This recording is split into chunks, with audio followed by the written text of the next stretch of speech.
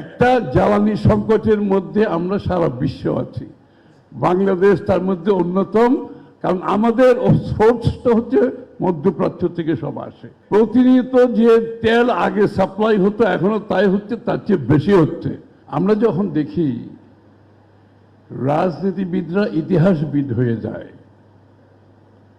এমনকি হাইকোর্টের জজও যখন ইতিহাসবিদ হয়ে যায়, যিনি শহীদ প্রেসিডেন্ট জিয়াউর রহমান সাহেবের স্বাধীনতার ঘোষণার বিরুদ্ধে রায় দিয়েছিলেন, সেটা ইতিহাস হতে পারে না, সেটা হয় প্রপাগান্ডা।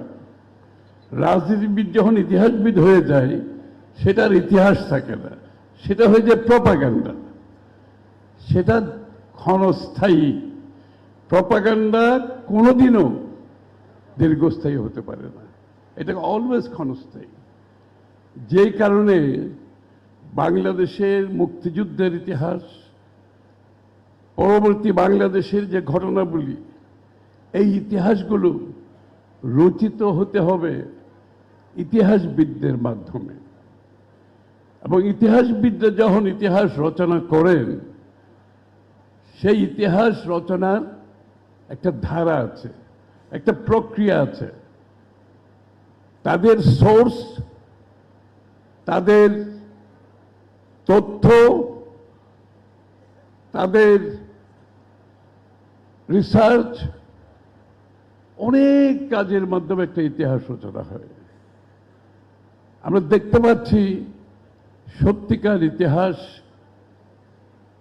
রচনায় আগামীর বাংলাদেশের যে গুরুত্ব এবং বাংলাদেশের ইতিহাসবিদদের সঠিক চিত্রটা তুলে দেওয়ার যে গুরুত্ব, সেটা আমাদেরকে অনুধাবন করতে হবে। আমাদের যারা ইতিহাসবিদ আছেন তাদেরকে সেই দায়িত্ব নিতে হবে সঠিক ইতিহাস রচনা করার জন্য। এই যে জিয়াউর রহমান সাহেবের ঘোষণা, জিয়াউর রহমান সাহেবের যে বিদ্রোহ, এগুলো তো বিভিন্ন বইতে আমরা দেখেছি। এমনকি আওয়ামী লীগের নেতাদের বইতেও, আওয়ামী লীগের বহু নেতাদের বইতেও জিয়াউর রহমান সাহেবের স্বাধীনতার ঘোষণার কথা বলা হয়েছে। তাজউদ্দিন সাহেব সহ ভারতীয় সেনাবাহিনীর উচ্চপদস্থ কর্মকর্তারা যারা যুদ্ধে জড়িত ছিল, তারাও কিন্তু এই কথাগুলো তাদের বইতে লিখেছে। বিশ্বব্যাপী যে মিডিয়া আছে সেখানে এগুলো সব সম্বলিত আছে, সব লেখার মধ্যে।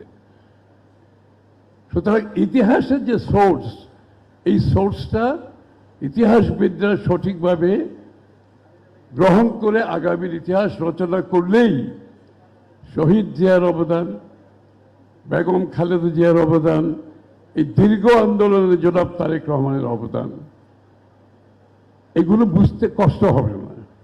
এগুলো আমরা রচনা করার দরকার নাই। রাজনীতিবিদের কাজ ইতিহাসবিদ হওয়া নয়, ইতিহাসবিদের কাজ হচ্ছে ইতিহাসকরণ করা।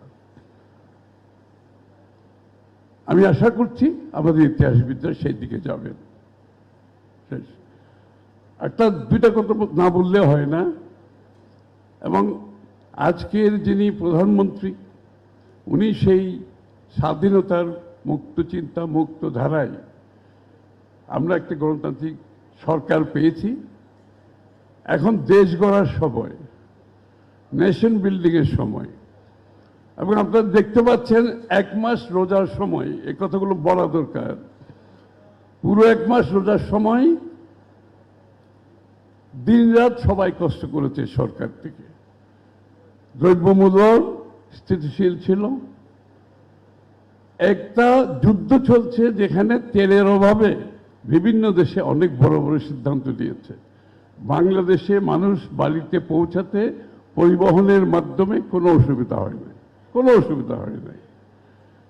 প্রত্যেকটা ঈদের আগে গার্মেন্টস শ্রমিকদের দাবি দাওয়া নিয়ে রাস্তা উত্তপ্ত হয়, ভাঙচুর হয় ফ্যাক্টরি।